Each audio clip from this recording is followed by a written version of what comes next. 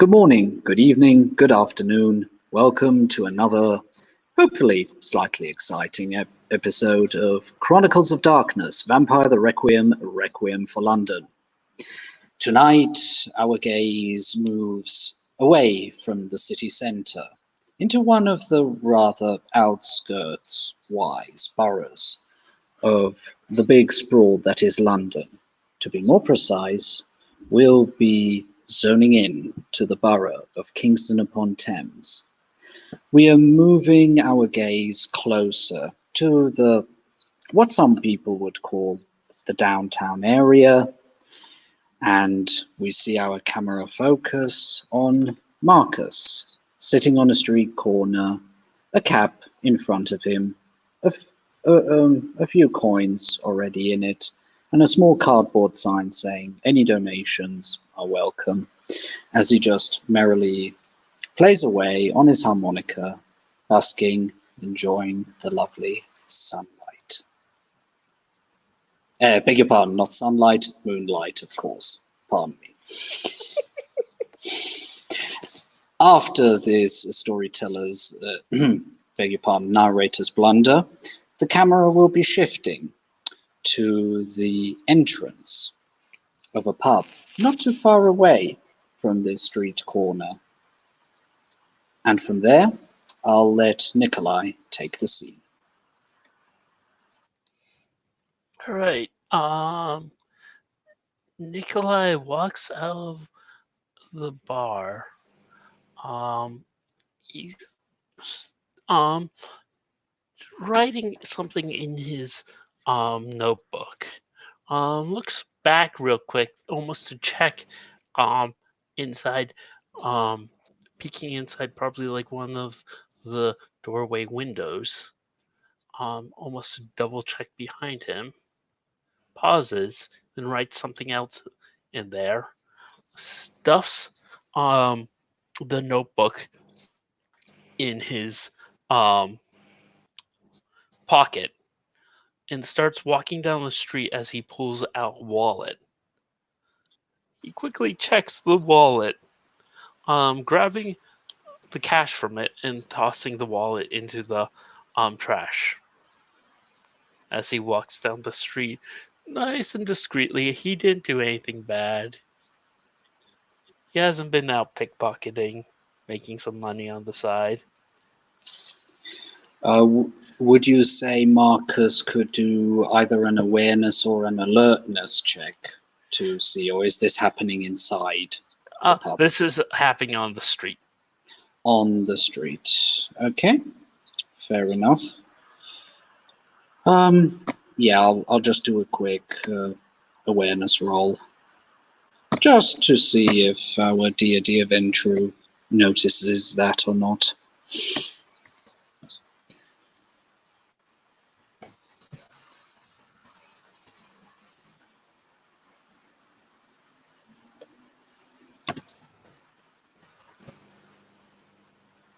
And he has one success, so I would say that although not noticing Nikolai taking like all the money out and everything, he notices that Nikolai has tossed something into a trash bin. Yeah. But he keeps on playing. The little song that he's playing is called "The Wind Shakes the Barley." It's from around the like 1860s US pioneer times. Just in case any of the characters would happen to know this genre of music. It's surprisingly cheerful.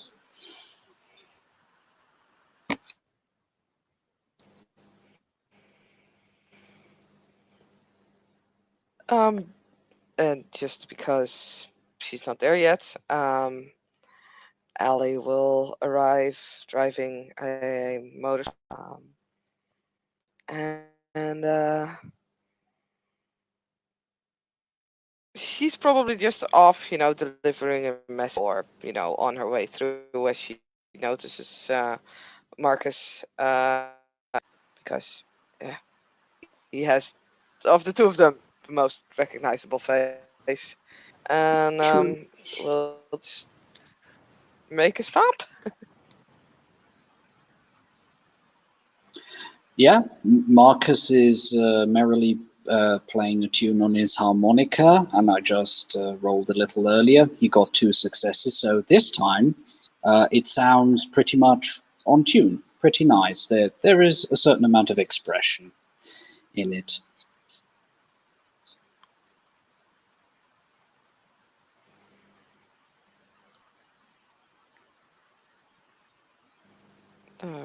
Yeah, Ellie at least will, pull over.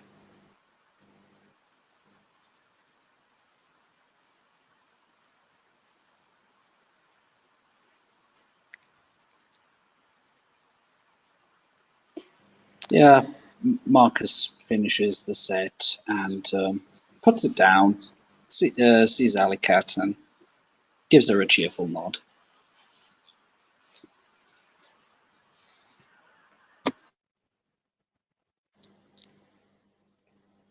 What's up? Hey, Alicat, how are things hanging?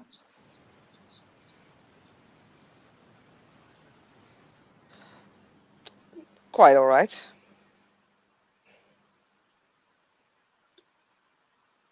How are things hanging with you? Oh, pretty well, thank you very much. Hunting was good, and then I took the liberty of making myself comfortable here, earning a few bob.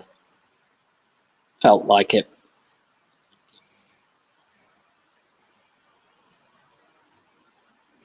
Cool. I was just off to deliver a newspaper. Oh, cool, awesome. Nice to see that you're keeping yourself nice and busy. Uh, it is obvious from the way that Marcus is speaking that he's a bit more fast, almost as if he were alive, he had like shotted 5 espressos or so. He seems to be very on point, very focused.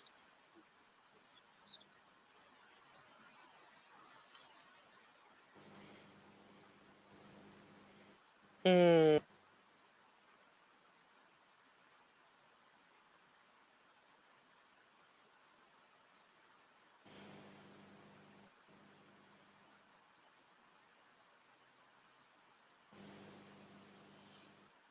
How experienced is Ali Cat with how people are on certain drugs? Um, I would like to say let's not get into that. Hmm. Yeah, I'll put it that way. If characters have enough dots, like in Streetwise, they would. It would seem that Marcus is showing certain signs of having an amphetamine in his vitae.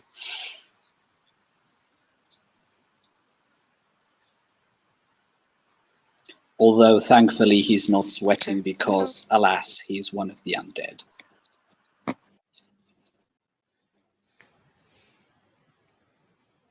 To each their own. To each their own. No problem.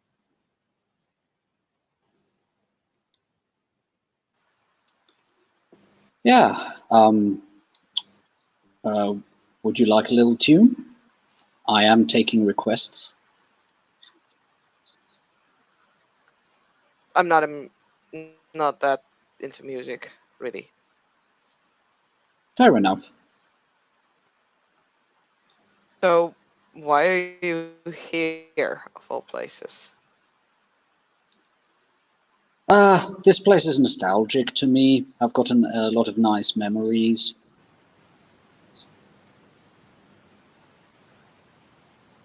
And it just Okay. felt like a good idea.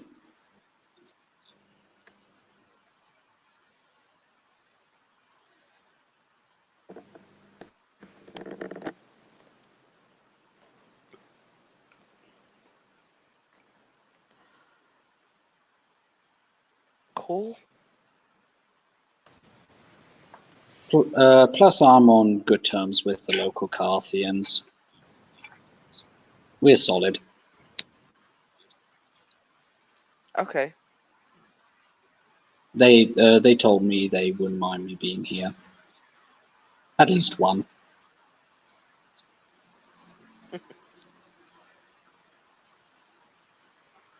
Well, I guess that's nice enough. So, anything new?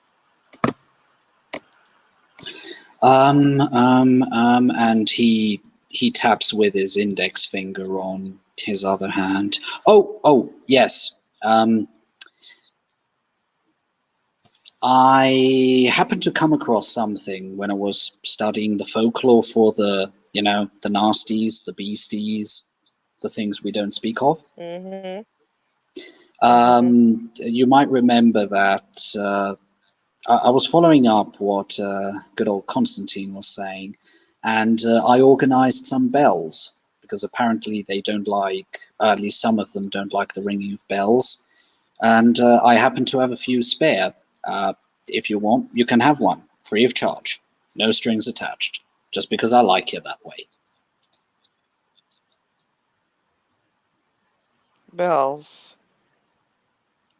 Yeah, Okay. and Marcus You just produces one of the small bronze like handbells. You could even have it like on your belt or something. It's portable. And it has a piece of cloth around where the banger is, so that currently it doesn't make any noise. so you just kind of ring it at them. That's the theory. Okay. We'll take the cloth off and then kind of rings the bells like this. She's looking specifically at Marcus because, she's always checking. Yeah, and he just gives her 2 thumbs up. Yep, that's the way. The bells themselves are made of bronze, so they actually have a really nice ring to them.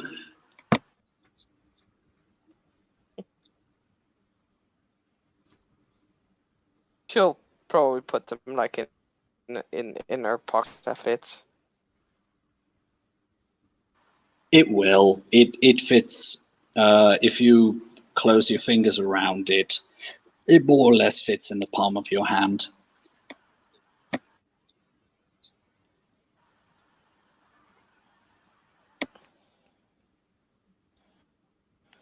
Guess next time something tries to sneak into my bedroom, I can always ring a bell at them. Yeah, or you could have it mounted on a string above the door, and then if somebody tries to sneak in, it'll automatically ring. That works as well, I guess. Yeah, I know it's not much, but I'm trying to help. Every little thing helps, right? I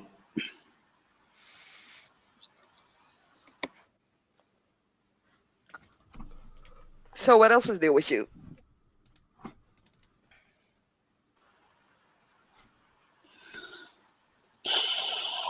things are calm so far. Nothing really. Well, apart from Mr. Goodman and me being able to catch 2 of the 3, how should I say, ne'er-do-wells, the ones that let the let the beam crash on the. God damn it! What's it called again? Yeah, exactly. On the stage, and all the people that got hurt. He and I were able to catch up with them, stop 2 of them, torpid 1, ashed another, and deliver them to the authorities. Yeah.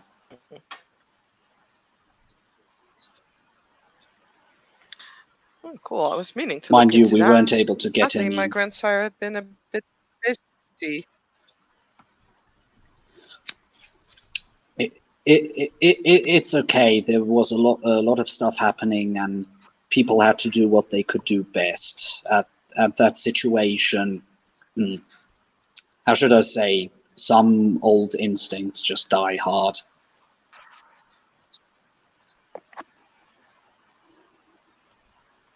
But yeah, If somebody attacks Elysium, Out I there, will have right? a problem with that. Yep. What's really weird is at least the one that sped past me must have been celerity of, like super speed, the Flash. I was able to get a look at their eyes. They were not yellow, so that's good. But there was something really off with them. I never saw any kindred with eyes like that.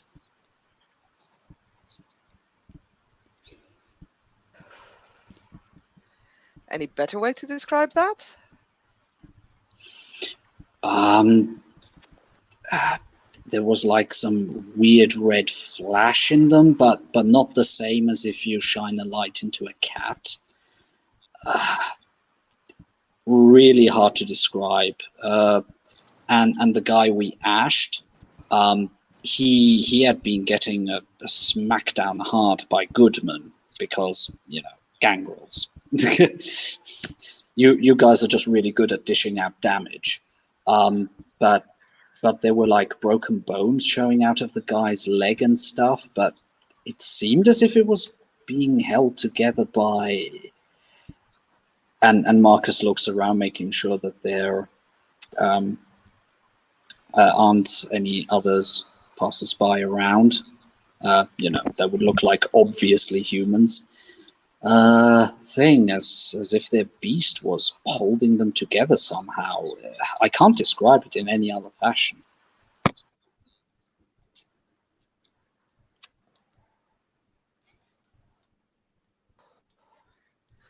Okay. Well, thanks for the info anyway. I'll keep my eyes open. Yeah. Sadly, we weren't able to coax any names out of them before we subdued them. It was a tough fight, I have to say. I didn't even know that Kindred could be that tough.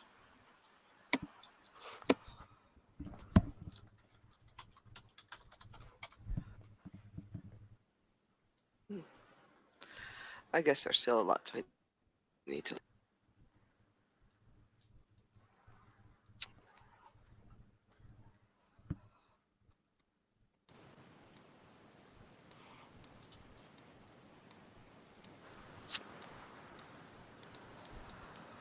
Yeah. It was a close call, I won't lie. But thankfully I had my sword with me. That thing is nasty. It definitely deserves a name. After all the work it did. So Nikolai's probably long gone by this point. Okay, no problem.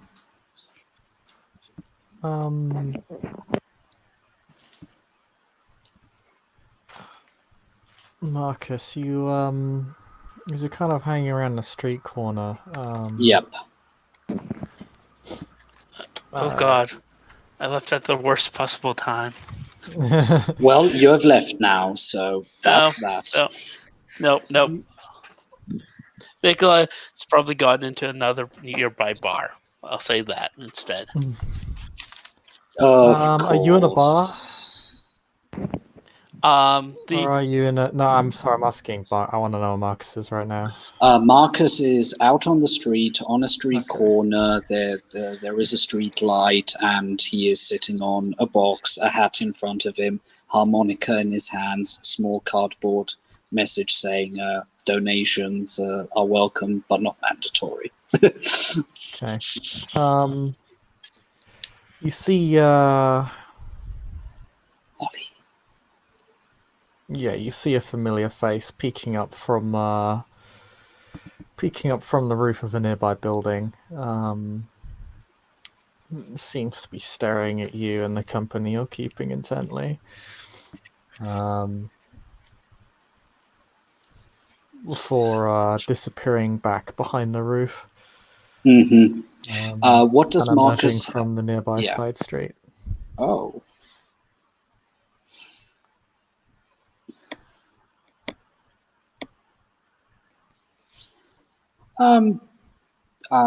If Marcus sees her behind Alley Cat, I will probably have to do a roll for this, but he'll try to behave as if he had noticed nothing.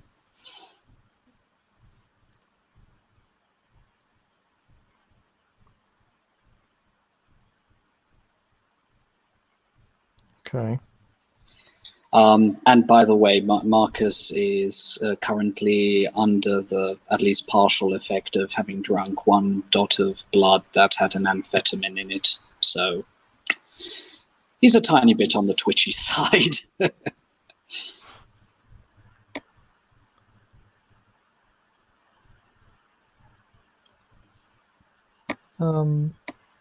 Subterfuge and something, probably.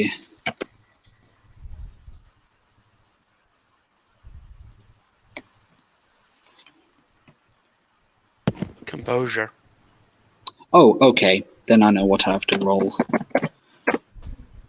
And 3 successes.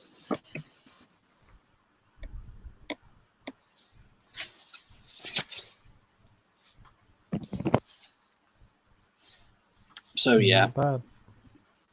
So Marcus just continues talking normally with Alicat, as normal as a coked up kindred can be.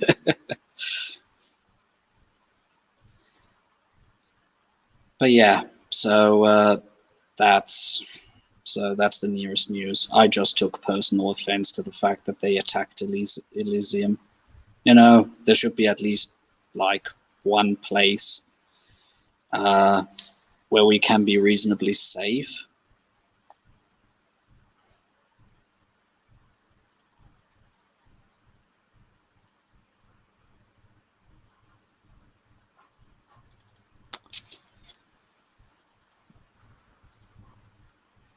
As you continue talking with her, she actually begins to approach you and Alley Cat quite openly. Although her stance is a little bit guarded. Mm-hmm. Hands are in her pockets, and she looks a little bit sketchy, as if she's on the edge. Gotcha. She her hackles are raised, and her shoulders are quite tight. Mm-hmm. I think at that point, Marcus will just calmly turn to her and go, "Oh, Holly, hey, good evening."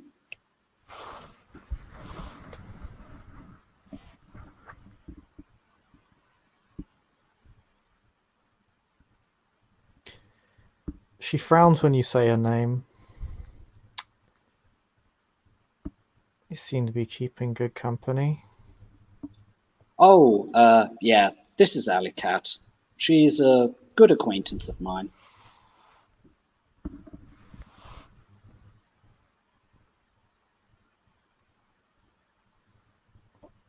I've heard of her.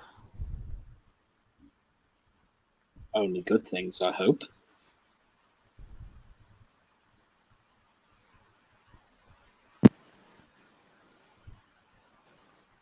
Good things and bad things, but they're all coming from the right mouths. So it By the doesn't way, really Chris, matter.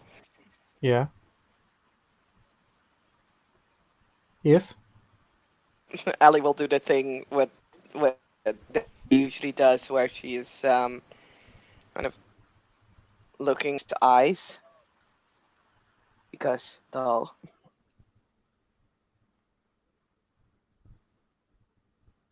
Fuck are you staring at?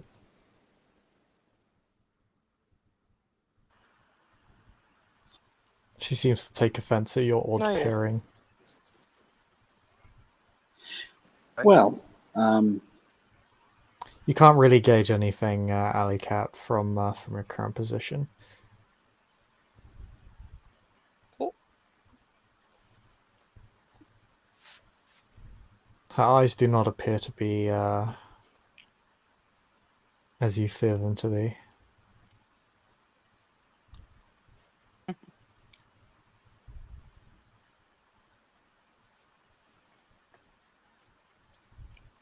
And Ellie will relax a little. It's okay, Alley Cat. She's cool.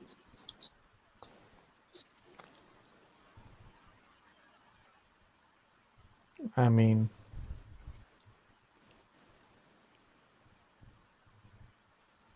if we weren't cool, she'd probably have known Sure. months in advance.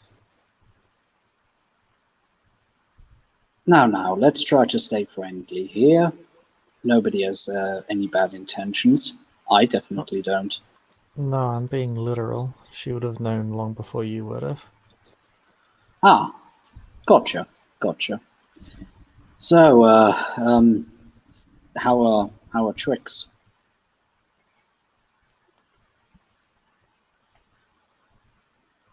Tricks? I mean, my nights are going How okay. stuff? Yeah.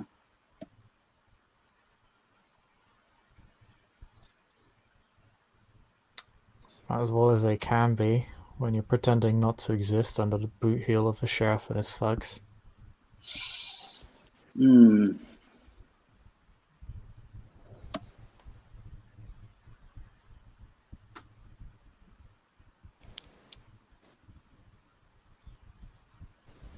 Me and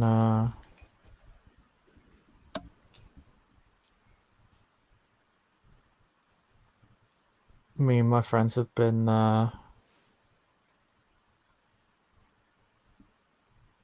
noticing an uptick on the surface, of violence on the surface recently. Yep. Yeah. Sheriff and his bully boy seem to have their knickers in a twist for some reason. Going really hard on the Carthians. Yeah. Talking of Carthians, and Marcus looks to Alley Cat. She is one, so we should be fine. Yeah, I know. Good. That's why she would have known if we weren't cool. Gotcha. But we're cool. Allie is definitely gonna We roll her are. eyes. God, that's annoying. Hmm?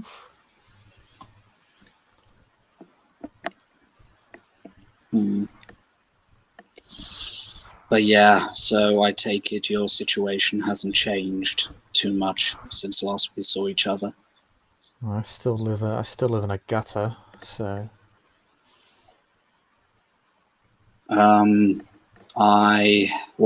I can't promise that I can help all of you fellows, but I might have an offer for you.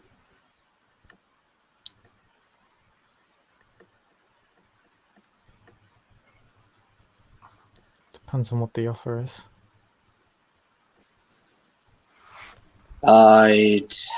I've given it a lot of thought, and the reason I haven't come here any sooner is I didn't have any money to my name. Now my situation has changed a bit, and I'd be willing to uplift you. I'd be willing to make you, fully blooded in.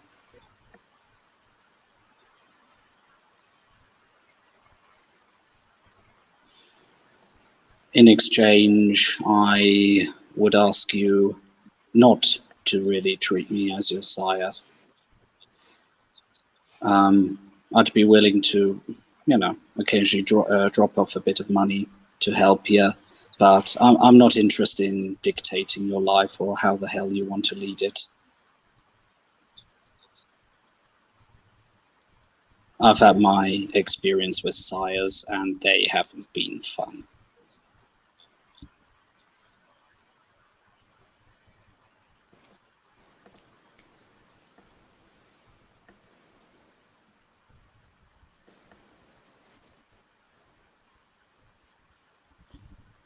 You know that what that entails, right? I have heard the tales, but let's just say I've got the feeling that I have to make up for some sins in my past.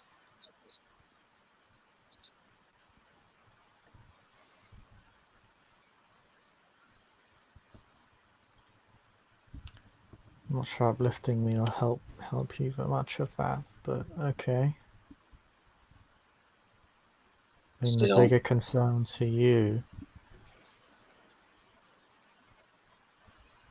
will be explaining to the powers that be how the fuck you knew me in the first place and how you knew to uplift me. That's gonna be a problem.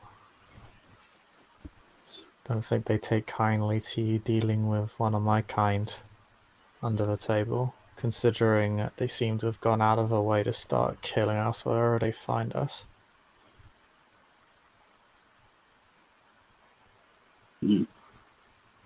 wouldn't there be any possibility for you that once the deed was done, you could leave London? After all, their jurisdiction only goes so far.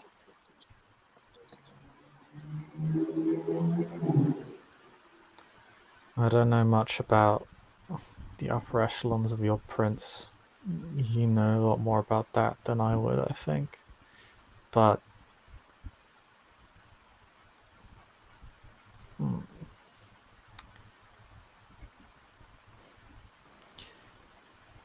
my people inform me that Prince's Reach is quite far.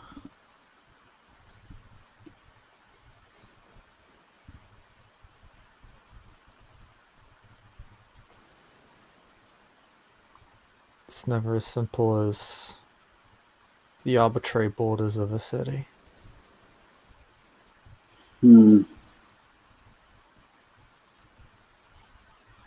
Business gets done, deals are made, knives are planted in people's backs.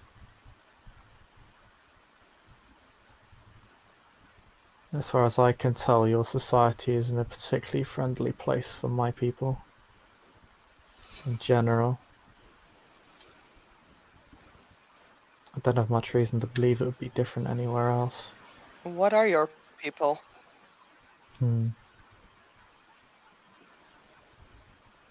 Yeah, it's always funny when a Carthian asks me that question, given that we live underneath your feet.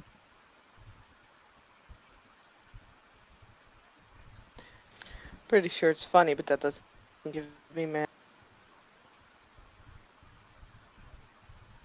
And yes, I'm hilarious.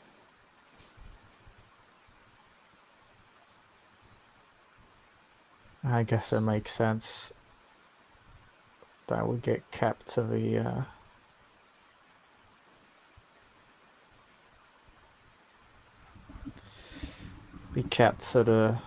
leadership, I guess. Don't want any turncoats fucking up a good thing.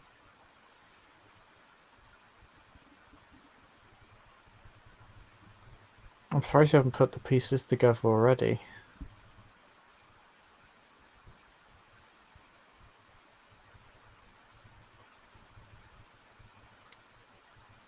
But yeah, I'm a revenant.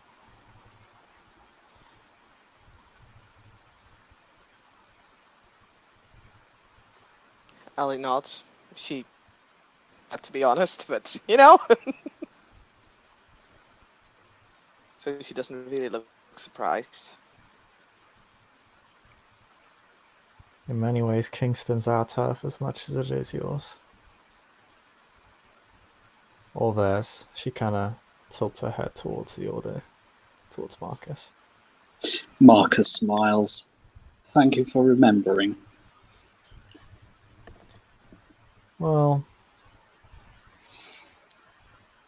you've gone out of your way to make us remember, so I guess you got that going for you. At the end of the day, can one really own the Earth itself? Tenure, maybe. But it's not as if you could take it with you to your grave.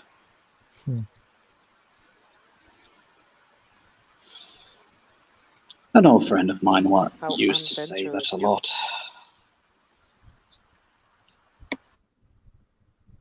I think a few kindred would suggest that, yeah, you can. Yeah, let them muck around in their empires of dirt.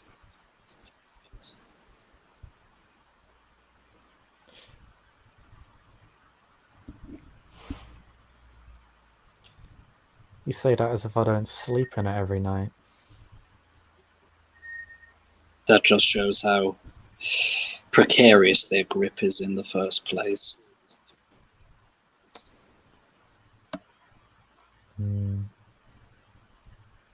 For most of you, that might be true. I mean, at least at that point, you won't need to be set on fire.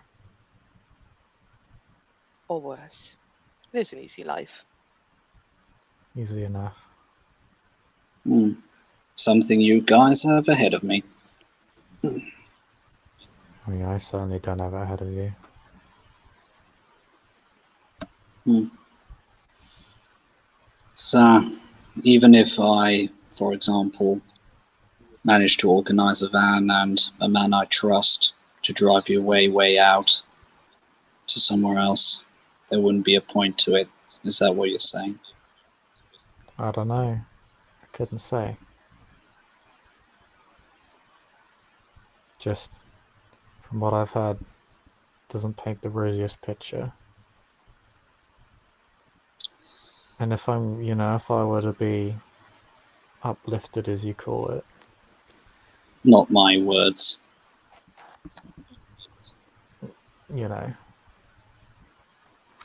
Dragged from hell to purgatory, I'm fully aware that no, it's not re-entering the light. I mean, I'd vastly prefer what you have over what I have, but if I were to just be moved elsewhere, out of sight, out of mind, not much has really changed in reality. But while I'd probably still say, yeah, I'd love to take up that offer, I still have some business I have to take care of. Okay, well, at least I've tried.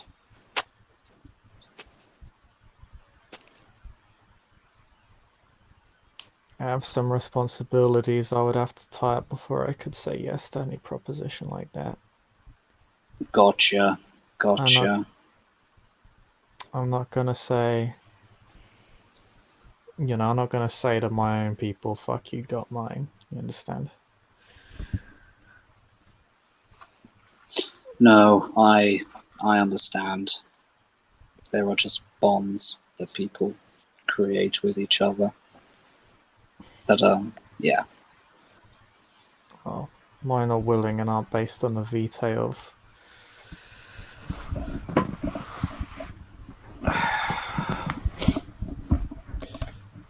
pale-faced assholes in suits.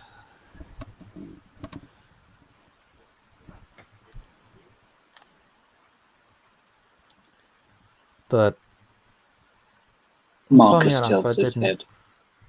Funnily enough, I didn't actually come here to have a friendly chat as much as I'm sure you enjoy my company. Oh, absolutely, you're a bag of laughs. Yeah, sure I am.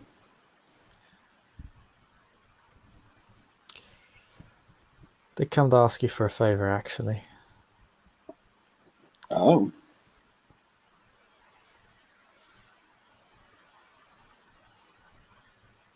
So we received a note from somebody recently. Was one of our people. They're not anymore. Said they want to meet up, discuss some things. Bit vague on the details, really.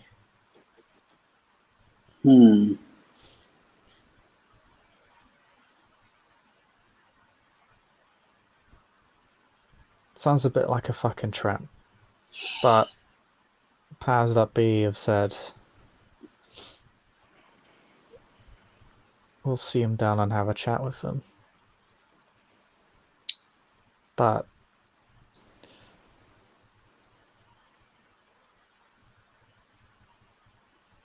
we'd like you and anyone you trust to be there. Make sure no funny business happens. We could remain out of sight, though.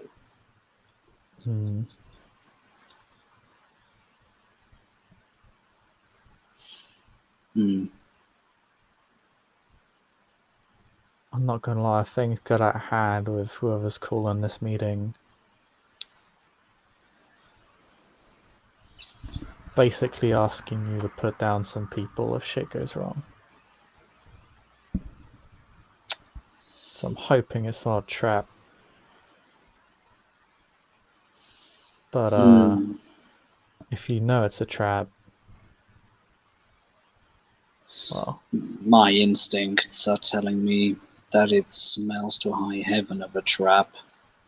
But then again, it's a bit rich coming from me just plopping down here and offering you what I offered. And not be expected to, Oh, What's the name of the person who called? comes from a few people actually. Was a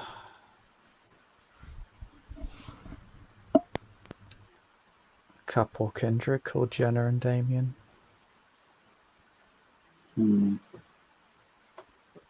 Can't remember ever hearing their names. Well, we know who their uplifter is. Who is that? It's one of the Archons. The Ringmaster? Baneforth? Yeah, that's what they call him, right? Yep. Joshua Baneforth. Yeah, he's Lancare Sanctum.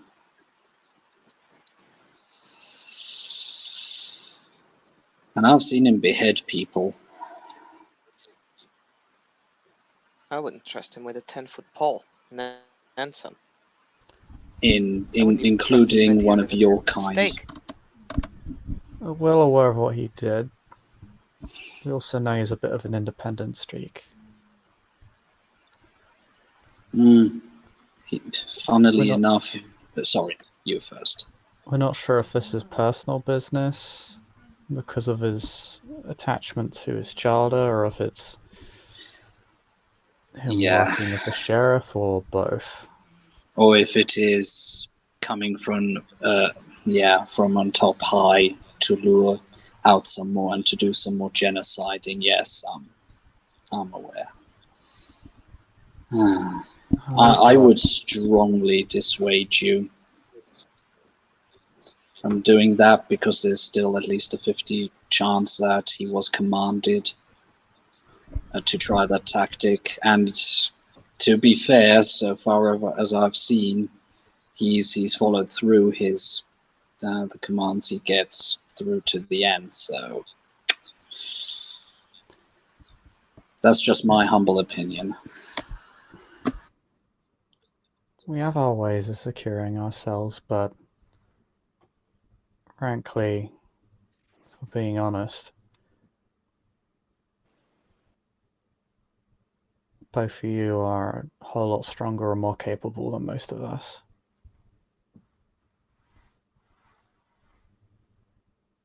We just can't last through things in the same way that you guys can. And we are 100 times less stable. Mm-hmm. Having some people there to keep the peace and speak on our behalf if it does turn out to be a trail on the surface would actually be kind of appreciated.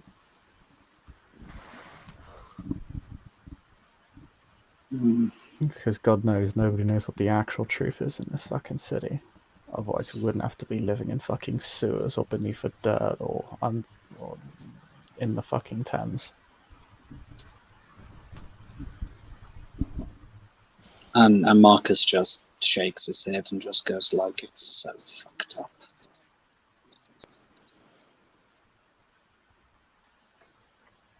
Well,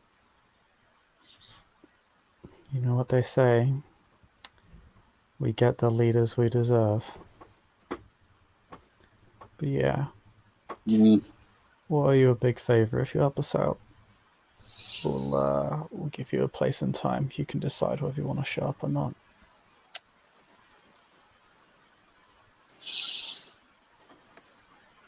if I were able to buy you guys time and a mode of fleeing, would that be sufficient enough? Or would I definitely need to ash someone?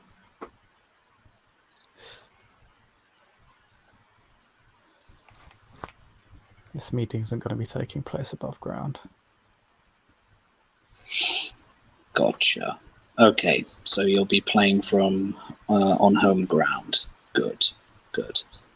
I want you to kick the shit out of somebody if it goes wrong. Or cut them to pieces. I hear you have a cool sword now. Um,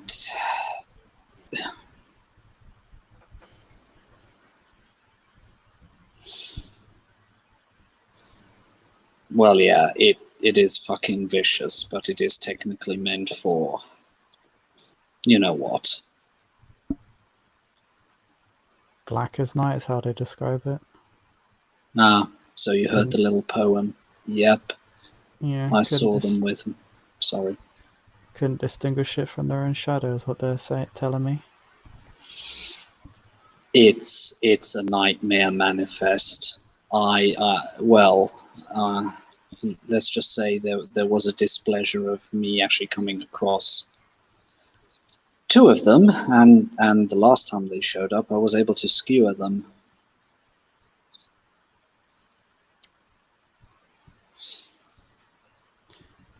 Well, I don't know what you're talking about there. Doesn't matter. What it means is there are means of hurting them. There are means of fighting back.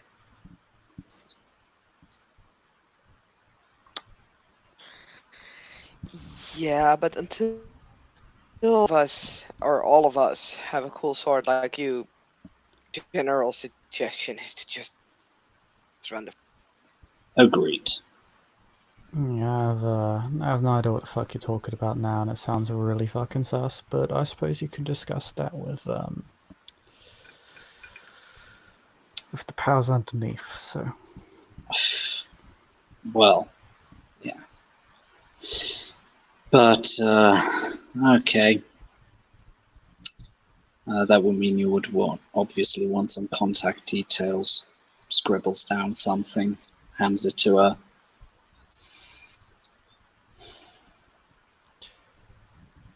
If I'm not sorry.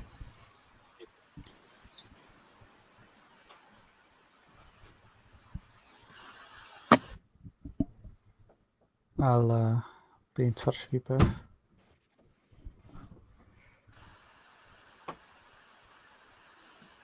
For what it's worth, good luck to you all.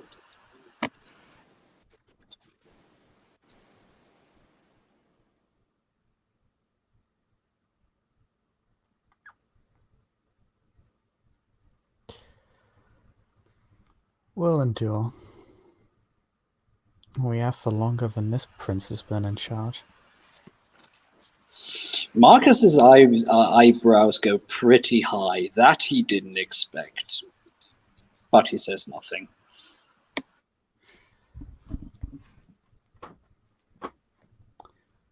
She'll look at you. Her face is as pale and sullen as it has been since she met you, since she started talking with you. She'll just say to you both, I'll see you both later. If you decide to show up. Yeah, good idea.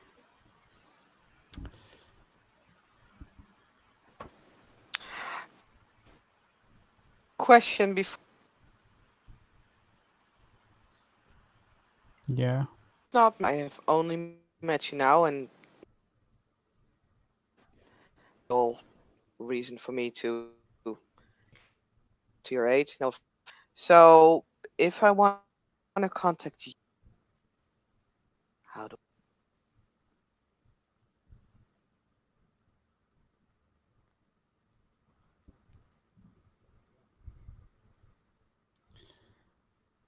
Tell you what,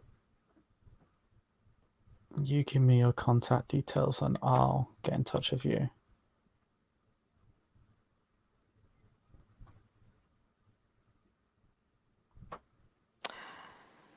You're as willing to give yours as I am to give. We're in an open forum, and me staying alive relies upon me being careful. And I've already given a whole fucking lot away in this one conversation.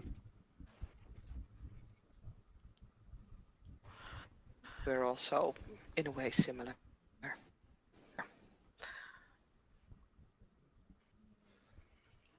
Carthians aren't exactly on this hooray list at the moment. Leave a message for you. You might be right, but keep in mind they want to undermine you. They want to wipe me off the face of the earth. Don't get me wrong, I completely understand that your situation is and always will be way more shittier than mine. I'm not trying to play here, because that's obviously not me. And it's pointless. Exactly.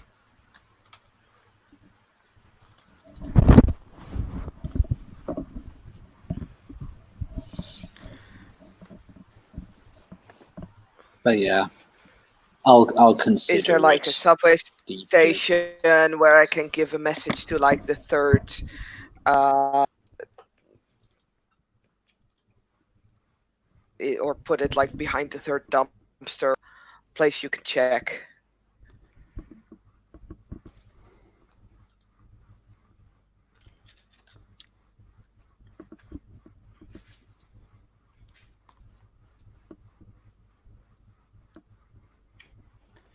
As I said, you give me your number or something and I'll contact you and maybe you'll find out.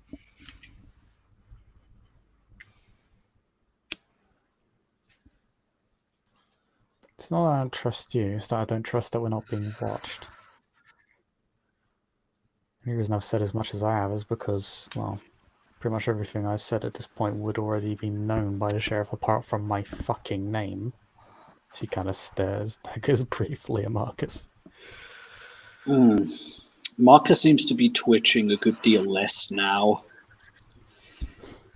And he just goes like, hands up, mea culpa, my mistake. I told Marcus before that his mouth was an issue. Oh. Ali grins.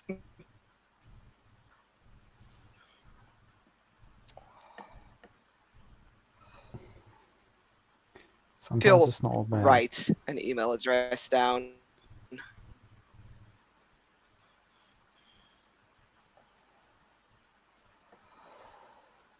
She takes the note.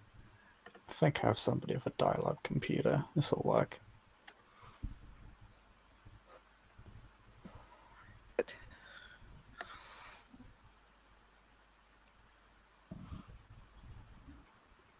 Alright. See you both later. See One ya. over the other anyway.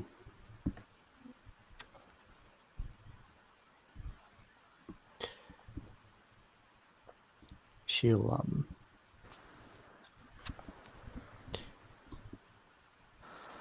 head past the street corner that you're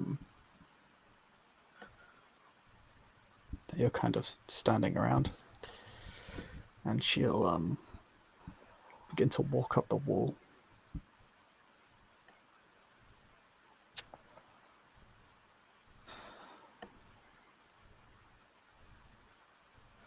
A bit like a spider.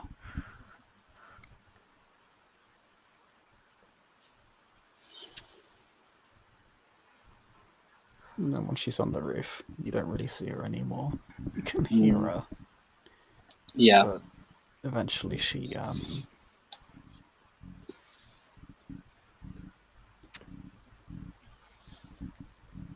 the area around you falls silent again. There's only the sound of passing cars and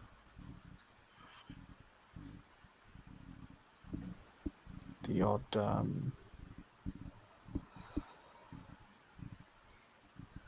odd hint of movement around a bin.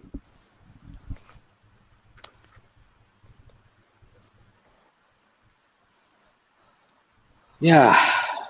Marcus looks back up to Alley Cat and just has a sort of resignated expression on his face.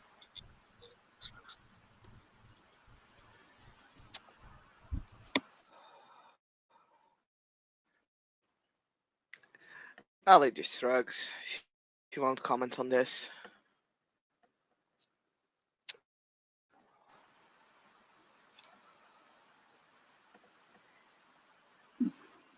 There are always people who have it rougher than you have.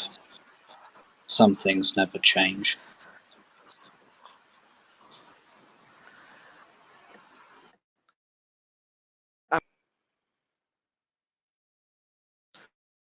The prince would.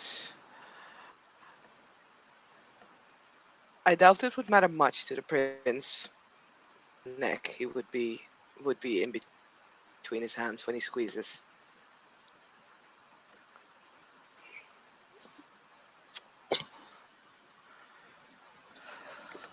Agreed. And Marcus produces a lucky strike. He wants to offer it to Alley Cat, but then he sees that it is his last cigarette and hesitates. And then offers it to her anyway. And she will produce a package. Yeah. I'm fine. Thank you. He puts it back and he'll offer a light. Oh, she wasn't gonna light one. Aha, okay.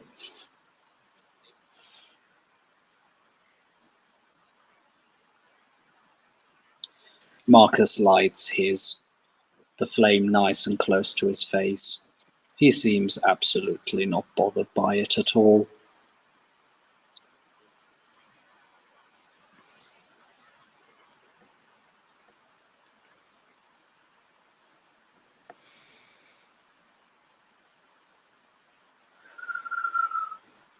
Takes a drag. So, are there any wishes that the lady would have for any song? Any wishes? He directs it towards Alley Cat.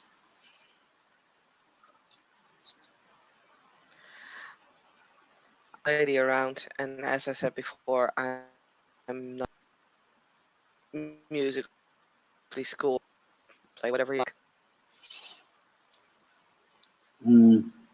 He thinks for a sec, and then he starts playing Burning for You by Blue Oyster Cult.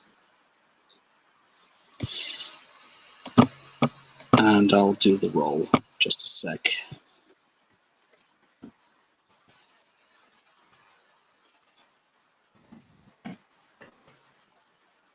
And he gets 4 successes. As Marcus is playing it, even though it's just a rendition on the harmonica, it seems that he's putting a lot of effort and a lot of emotion into it. As we all know, Kindred have sometimes a bit of a hard time properly putting emotions out. It is something that quickly gets off their hands. But in this song, Alley Cat just can feel a certain amount of melancholy. And in the end, just the notes, a little bit of hope. It's a surprisingly good performance, probably the best performance Marcus has given on the harmonica in quite a while.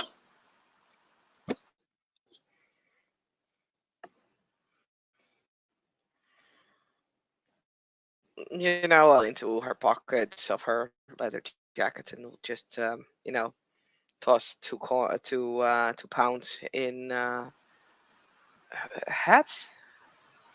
Yeah. or Which, a yeah, box? I don't know. it is a hat. It is a hat.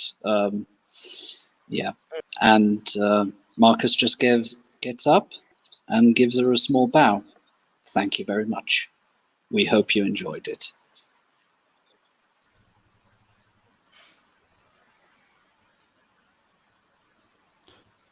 Hey, If I ever had need for a musician, I'd know who to call. Ali, Thank you. Yes. could you roll me your wits plus blood potency plus 2 dice? Jesus. Okay.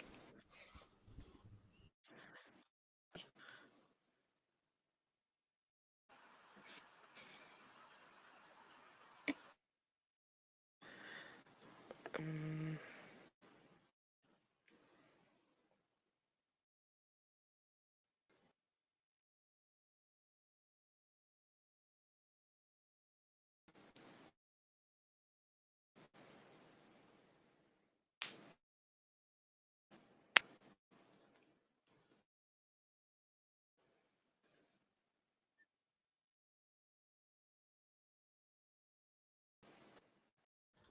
Well,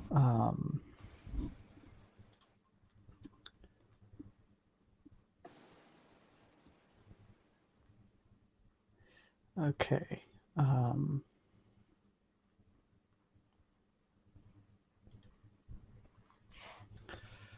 You suddenly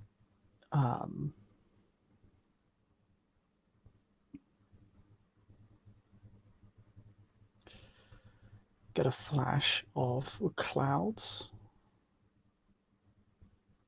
and distant suburbia, as if you're looking down at it from a bird's eye view. You feel a sense of direction and purpose.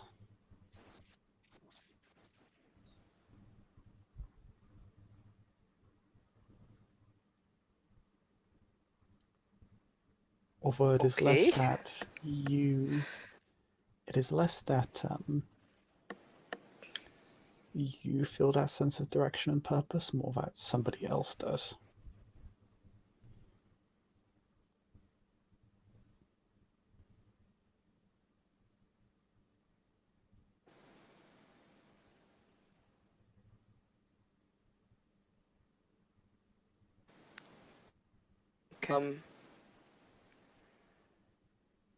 Make like a streetwise check to see how you're talking about. Like what area?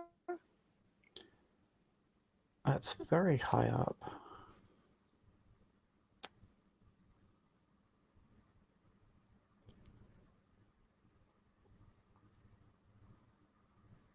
I think it's part of London, but it's kind of difficult to tell from up where you are, or where you were. And you got that flash of insight. Make me a wit streetwise check minus 3 dice.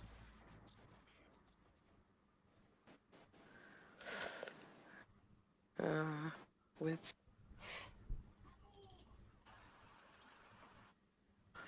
that's going to be a very poor roll.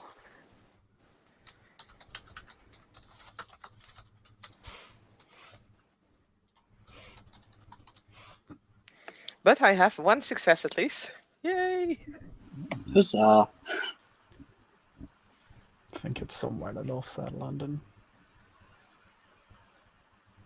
And we're in the southeast. Southwest. Just to Yep. Mhm. just to give you an idea. You think somebody is heading towards you, and they've reached out to you.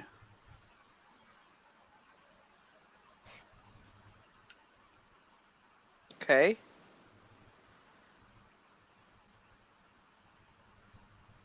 Ali does that kind of thing where, when you're like a different kind of perception, you just kind of lose your balance a little. So she just kind of sidesteps. And, since there's a street light there, um, hold it with like one hand to sort of steady herself. Um, frowns a little. Marcus, yeah. I just wanted to say Marcus will offer like, "Whoa, everything okay?" And just like not touch her, but like offer that she could hold tight.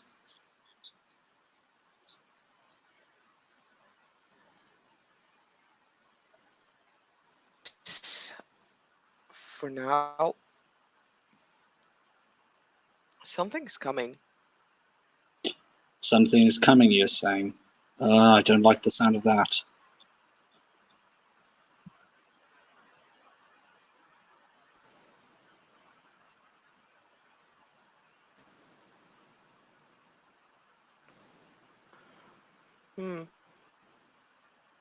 Perhaps not. Ellie,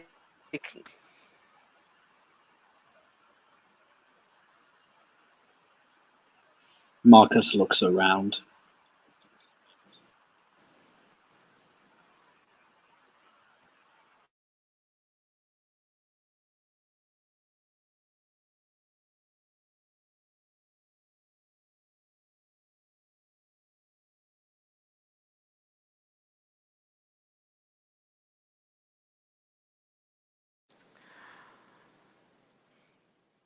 and will take out like a cigarette of her own because standing there not really doing anything is weird as fuck. So Yeah. To be fair, yeah, actually, Marcus will have offered his seat where he was sitting on a wooden stool with, like some sort of, I don't know, some sort of covering on it, like a small fleece cover or something, and just go like, you sit there and regain your balance, while he's just beside Alley I'm Cat fine. and smoking his Lucky Strike.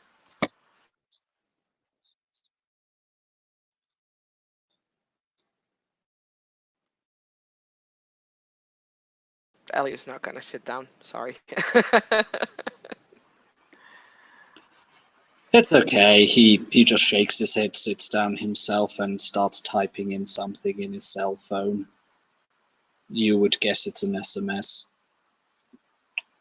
He's SMSing one of his mates to pick him up.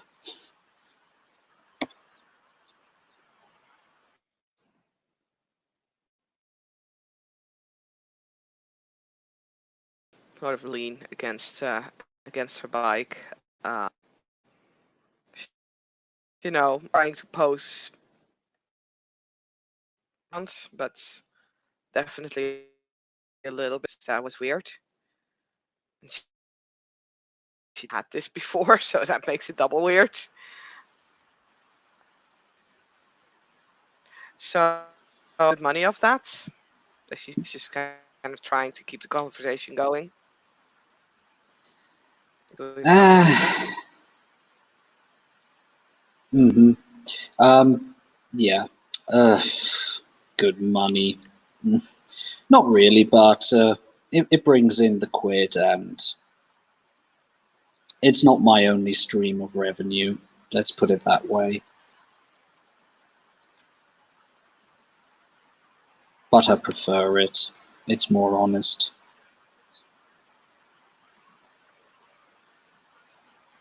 I want to know the other stream of. How did you say that? Well, income. Oh, don't worry. I'm not bankrupting anyone, and I'm making sure people are paying who are not paying their taxes.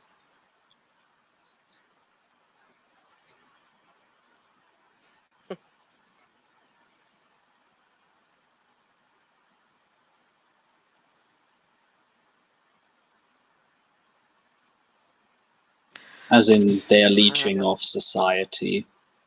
So, how should I say? I've got a little less of a bad conscience leeching off leeches.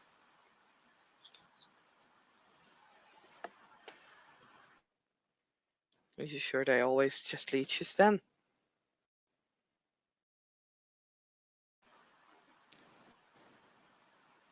Pretty sure.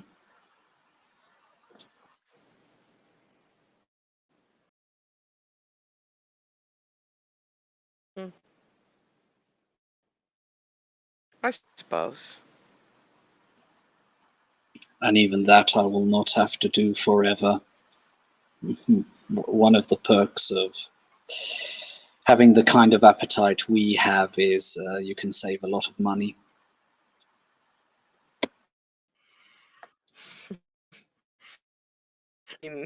Someone charged for, Nah, not really.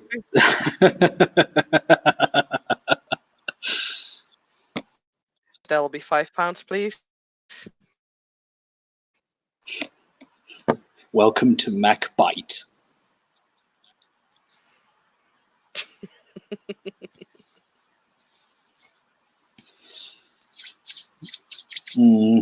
I mean, a drive-in would be ideal. Yeah. Drive in, feed, and come satiated out.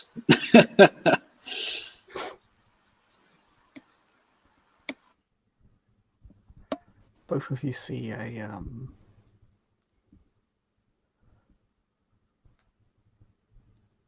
large bird that begins to cycle around you in the sky. It's flying quite low to the ground, like it's like, I say high in the sky, it's like above the rooftops, but it's not much higher than that. Stops circling, quickly begins to hover. You can sense a predatory aura inside it. Oh, fuck. Do I recognize the bird?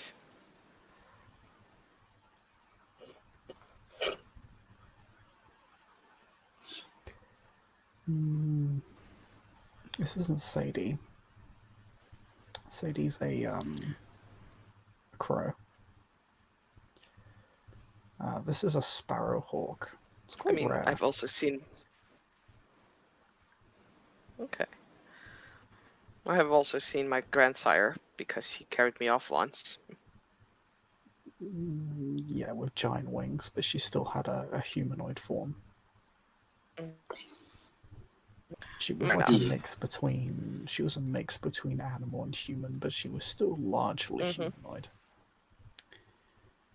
She looked more like an angel, to be honest. Okay. Like just the wings. But yeah, since you said it is a relatively uncommon bird for the area, and my guy has been well, he has also got survival urban, so this isn't a typical bird that he would recognize, like the peregrine falcons that they sometimes release in London and stuff like that.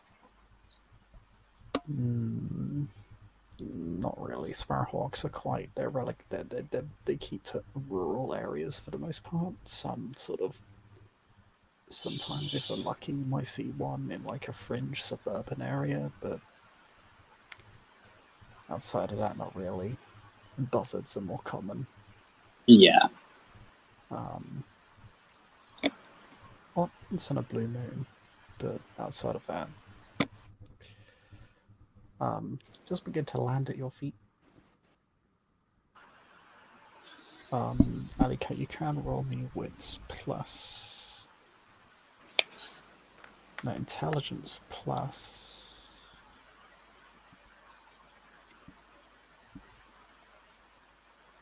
Intelligence plus composure, minus 3 dice.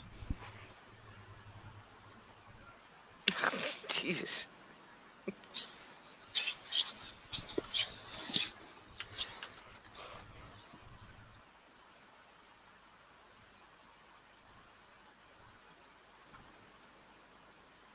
Nope.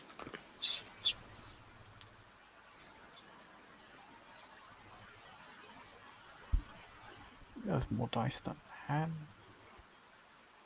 You've got 2 dice for that. You should have 2 dice. Oh no. Oh no, you don't. Okay, never mind.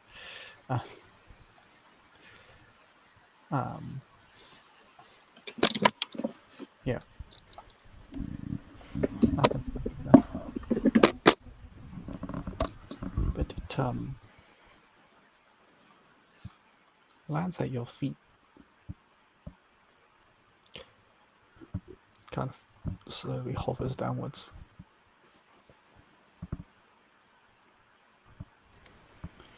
Looks at both of you with a certain intelligence behind it.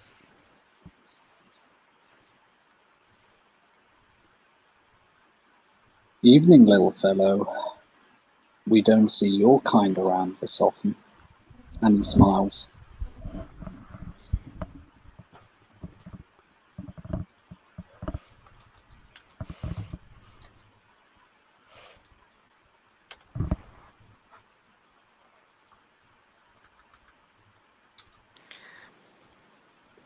Ali will kneel down as it stopped at her feet.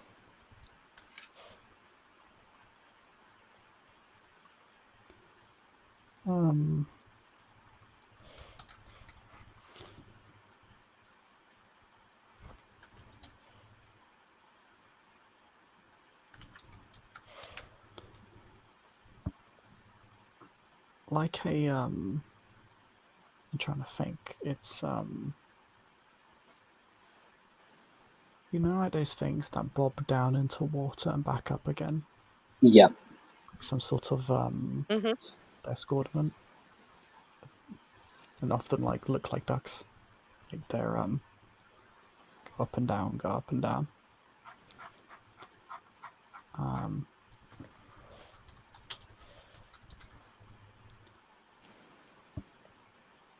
Kind of like that.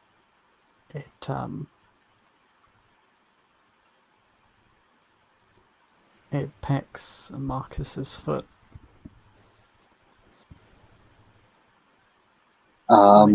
Makes a very brief hawkish shriek and just begins walking into the side street. Marcus has 3 dots in intelligence and at least enough wits to get the general idea. Marcus will nod, and once the bird has gone a little bit in front, he'll be taking a long cloth-bound cylindrical shape sort of thing with him, but he'll leave it bound and he'll be going around into the alley.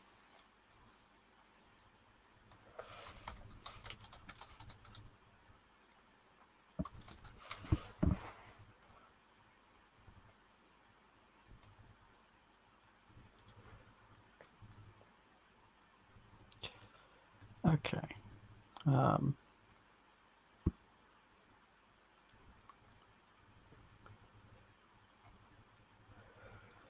When you get in there, it kind of walks with a degree of authority to it.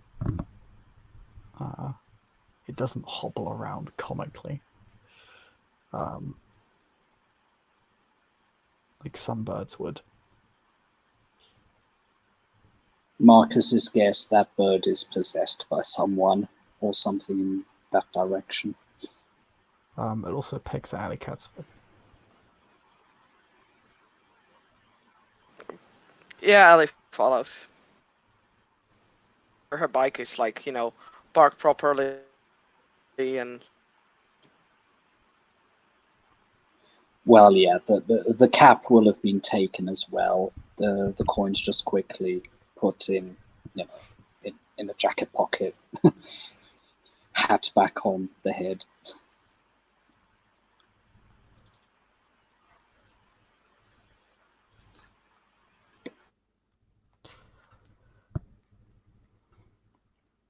The bird walks around a bend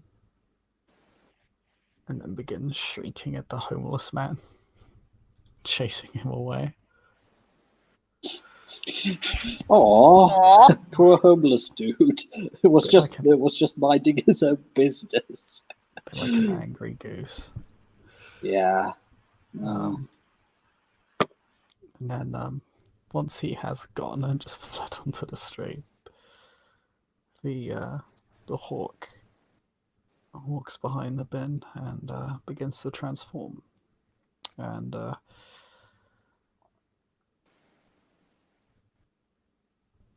You see the limber form of the former keeper.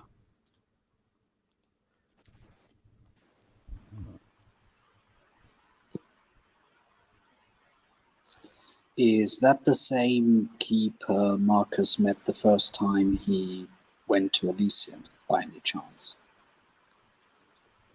Yes. Okay, out of in character he would know her name. Out of character, I've completely forgotten it. Sorry, dude. Mirth Caliborn, she is a gangrel. Caliborn, Gangrel, Circle of the Crone. Gotcha.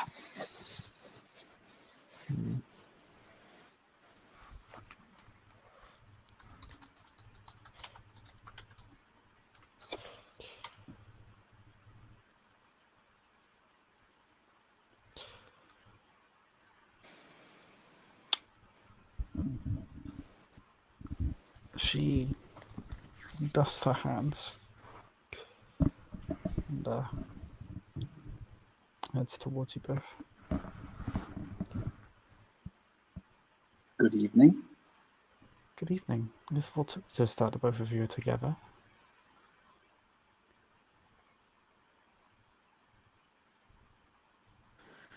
Such a lucky coincidence.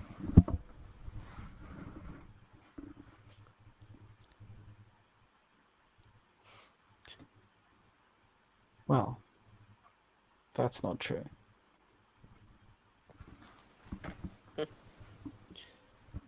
There's no such thing as coincidences, I believe.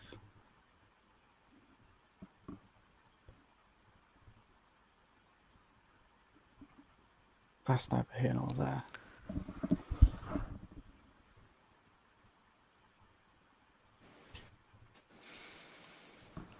Quite interesting, though, that I came to check in on you, and you were in the company of a man I wish to speak with quite fervently. Oh, whoever pissed off this time. Oh no, it's not who you've pissed off.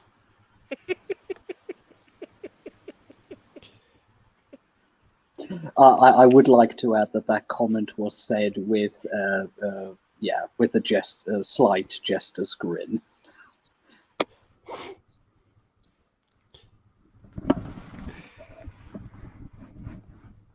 I should, and hopefully will be thanking you, in fact. Yes. How can I help you? Marcus looks genuinely confused.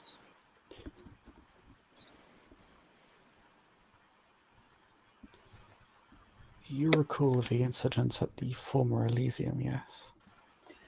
I do. Within the domain of Jean-Arc Borvin. Yes.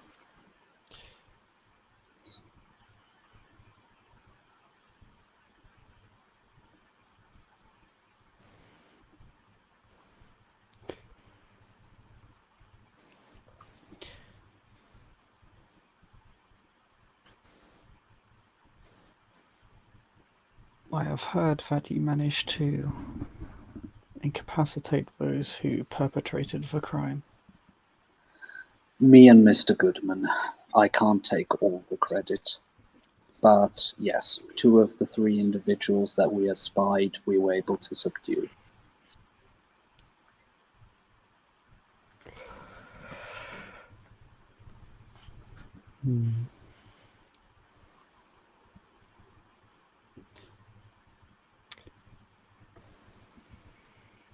The birds did tell me they took a liking to both of those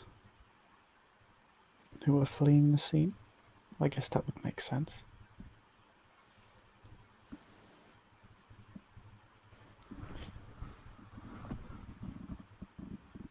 No doubt the sheriff or one of his archons has already asked you to hand the body over. Or the bodies. Out of character, that was never quite clarified because we just closed at the point that our characters managed to get away with the bodies, so I don't know what the state is. Out of character. To your knowledge, the sheriff or nor his archons have asked you anything yet, but you imagine they probably will be soon if the former keeper is here. Hmm. If she knows, they probably already know or are going to in fairly short order. You know it's fairly difficult to hide things from the sheriff and the Archons. Yeah, I don't even know if Marcus would have actively tried to hide that from the Archons.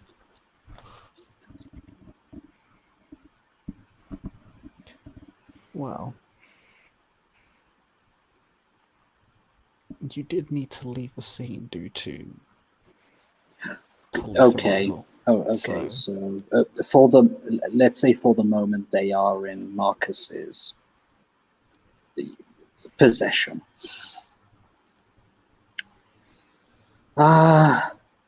No, not yet, he says. Although it can only be a matter of nights. Surprising.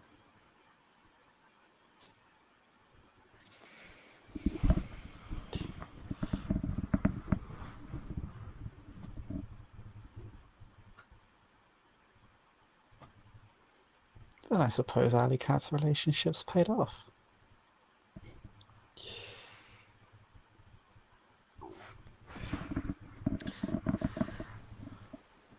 I'm only mildly useless.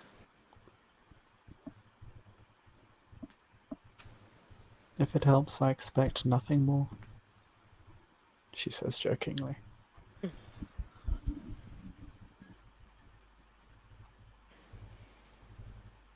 You know, I would call it, a more on-brand term. I believe that's what they call it now. Would be to say mildly useful.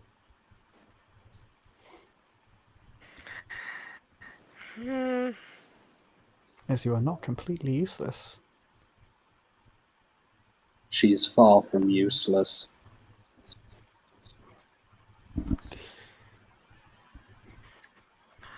Let's just keep it at I am many things.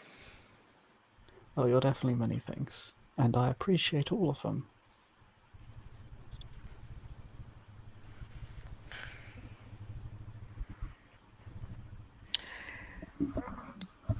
So, topic. Back on.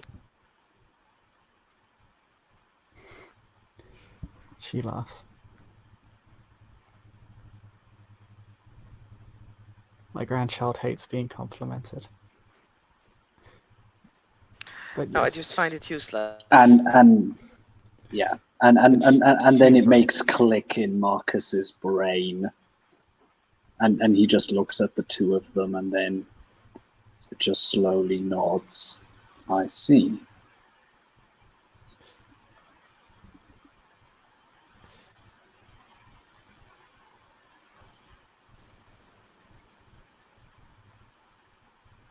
I would request you give those you apprehended to myself. I not just my how to put this.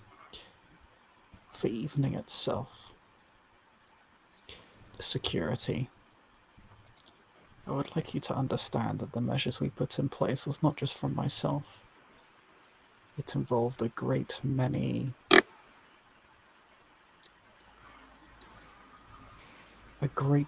acts and sacrifices from many members of my covenant in order to keep that evening safe for all. No uninvited guests should have been able to enter or leave.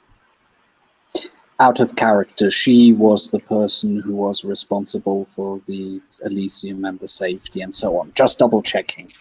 Yes. Okay, She's been stripped of her title ever since the Elysium went down. I see. And apart that they transgressed against us all by attacking a place that should have been safe ground, they also transgressed against you, made you look less favorable. Let's put it Against that the way. crown.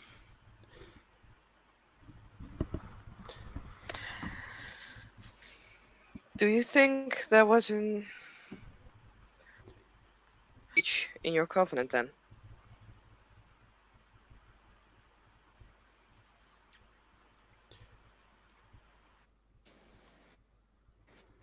There are few who knew of how to circumvent the measures. But judging from what one of the Primogen has informed me of, I believe there is foul play at work. You might be interested to know that there was something off with their eyes, and I'm not talking about a yellow-orangey tinge to it. I tried to get a better look at it, but the third kindred that sadly slipped through our fingers with celerity, there was something in the eyes I can't really identify, and it's bugging me. I would advise you not to bring up such topics within my presence unless I go out of my way to do so first. But I know little of these vandals, these perpetrators. That is why I ask for them to be rendered into my custody.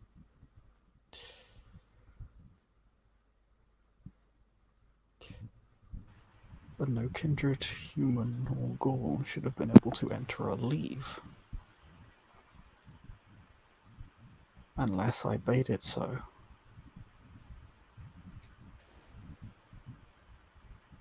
Many layers of protection were laid upon that place. It would have required someone who knew how to circumvent them, and the number of people who would have known would have been very small.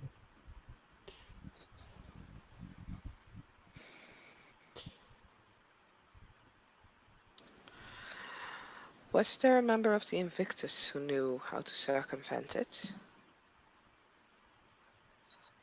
Several Invictus kindred were aware of the measures taken. It would not have required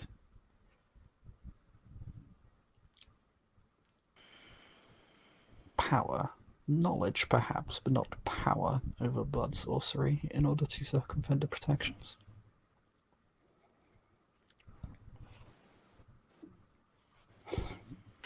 Is the prince aware? Pardon? He lagged. Is the prince aware how to circumvent your security?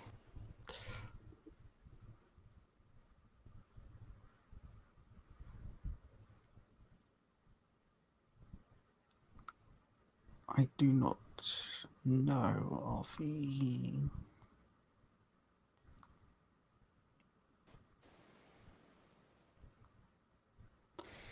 breadth of the prince's knowledge and skill,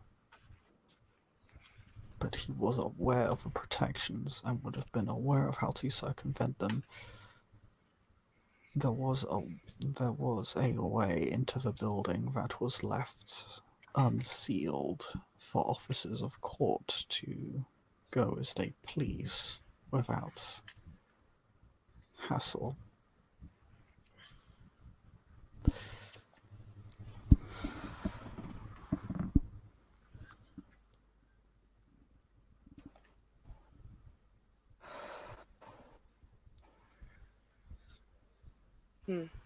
And I do not trust the agents of those who strip me of my position to act with an even hand.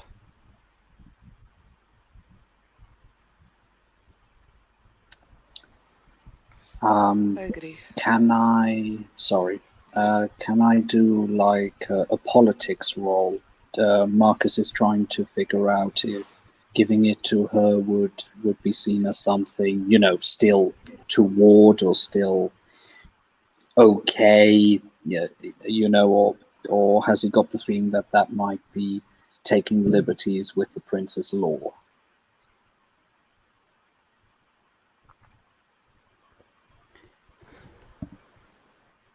Yeah, make me an intelligence politics roll. Thank you.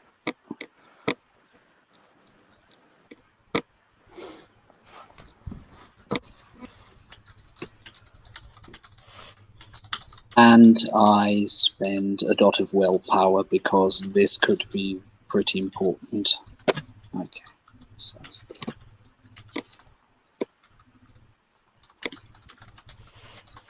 Six, 7, 8.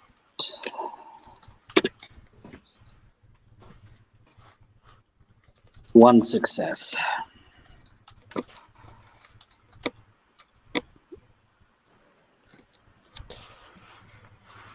Wow.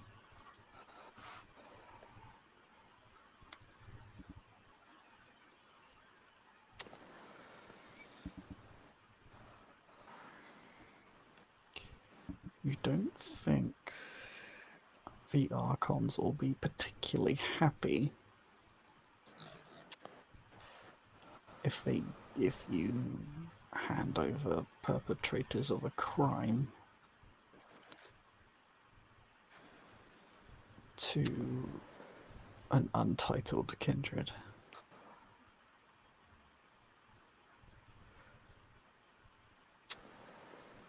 That said, the most they could accuse you of is incompetence.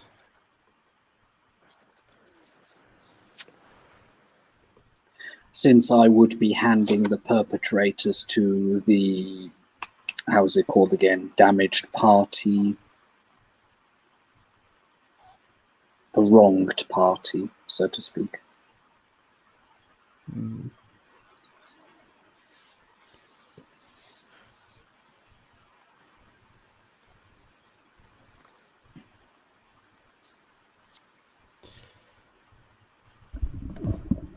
So it would harm your reputation somewhat among the upper echelons of the court. But not so much that they could ask for your death or anything, it just makes you look like a fool. The harpies might put you over a spit roast for it, depending on how it's handled. But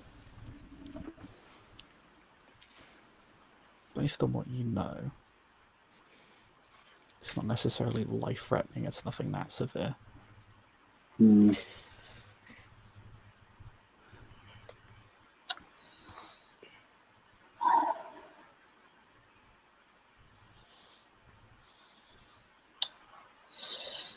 It would damage my reputation. It would make me look incompetent. Not so far that they would pay for my blood, but they definitely spit roast for it.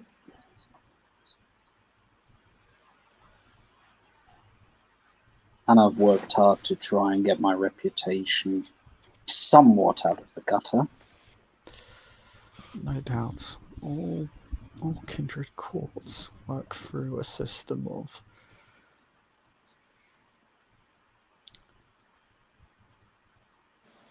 public pressure, deterrent, hazing, and incentive.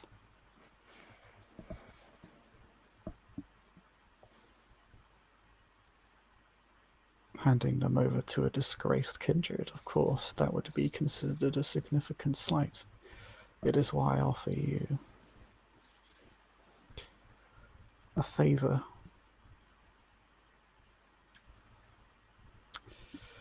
From the Order of Andraste. Would not just be myself that would do you this favor. You would have access to many services or commodities.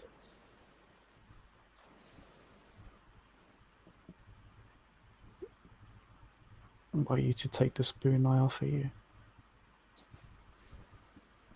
I understand you put yourself at risk.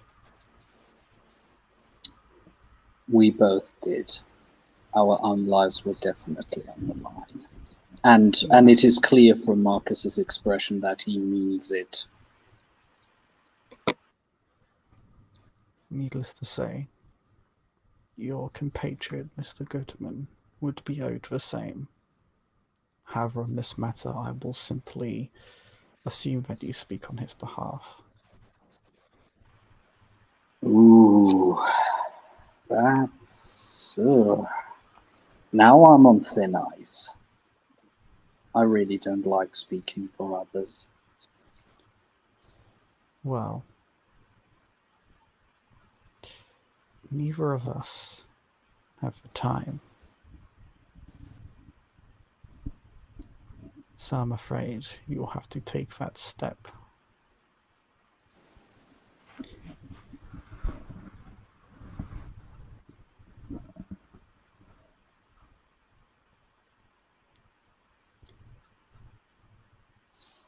And what will you do to me if I were to say no?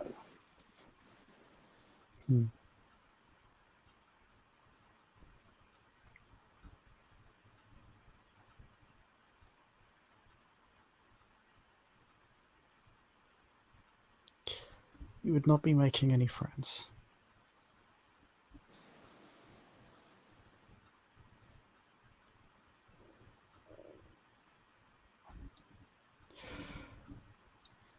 However, if you are considering whether I would put you on an altar and sacrifice you to some chthonic spirit, then no, I would not be doing that. I would make for a poor sacrifice.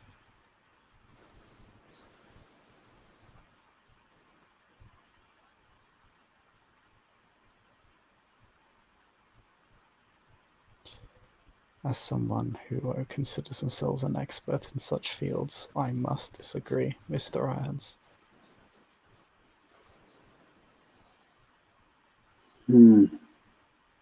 But as I said, I am not in the business of such vulgarity. Hmm. Hmm.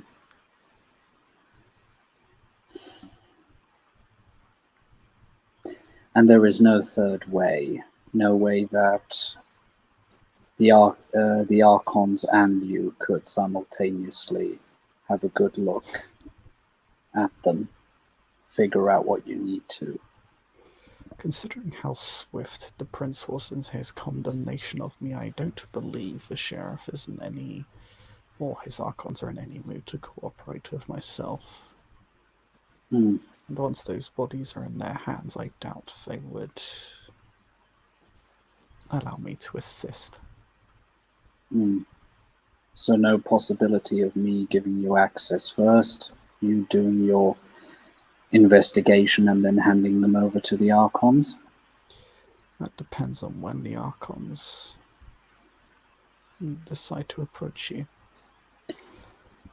Well, I'm actually quite surprised I have reached you before them. But I yeah. believe I have my child to thank for this.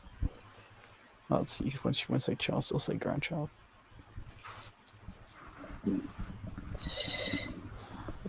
And at that point, there is a ping coming from Marcus's phone. He gets the SMS back. I'm at drop-off point. Are you coming? Question mark. By his school, and he goes, well, if you have time, I could give you a quick lift in my van. We could go to the location, and this evening you could still get a good look at them. I can offer you that.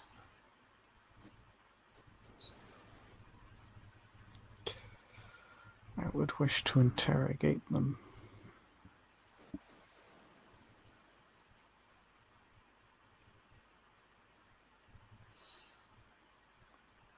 I would probably have to feed them some blood to get them out of torpor, but that could be done. I'm well fed at the moment.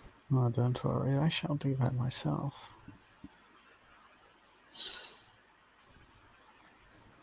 But yes, I wouldn't mind you interrogating them.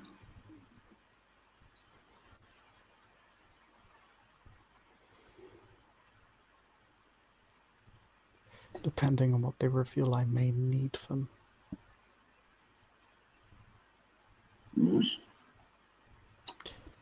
But we will see.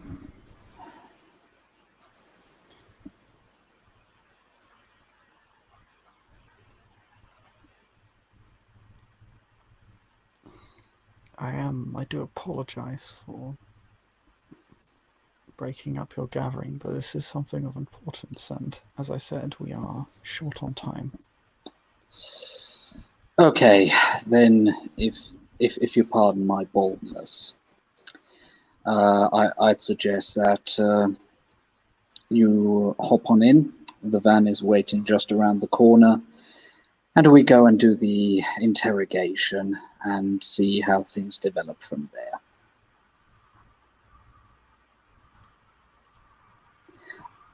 I am not unwilling to see that you get some justice.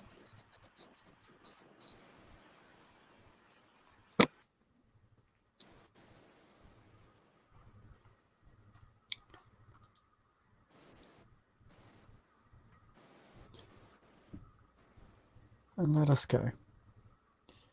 I thank you, neither myself nor my order will forget this. Favor will be repaid in kind. Happy to hear it. Anyway, please, this way, and he will direct her to the drop-off point. And there'll be a black van. He'll open the door for her, and they'll be driving off, I guess. Obviously saying goodbye to Alley Cat. Unless she wants in.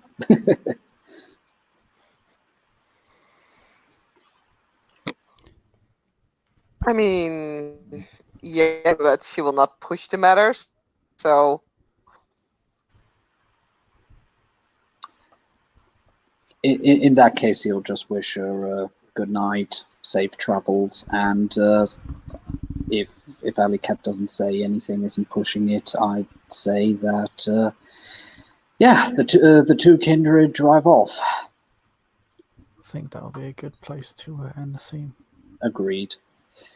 And with this, thank you players for playing. Thank you watchers for watching. This was another scene in Chronicles of Darkness, Vampire the Requiem, Requiem for London. Have a good one.